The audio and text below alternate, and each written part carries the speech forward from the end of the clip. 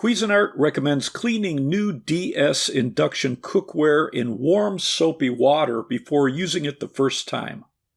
The nonstick interior doesn't need oil or butter to prevent food from sticking. Match the size of the gas burner or electric element to the bottom of the pan. Don't slide the cookware on a glass cooktop, it could scratch the surface. Don't use high heat with this cookware. The aluminum core and the dark interior cooks food quickly with less heat. High heat can burn food. Medium-high is sufficient to boil water.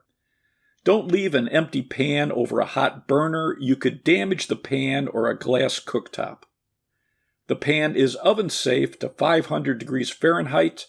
The glass cover is oven safe to 350 degrees Fahrenheit. The handle stays cool on a cooktop, but not in the oven. Use oven mitts to remove it from an oven. Use silicone or wood utensils to protect the interior.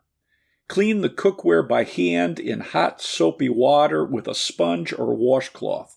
Don't use abrasive pads. Dishwasher detergents can damage the exterior finish.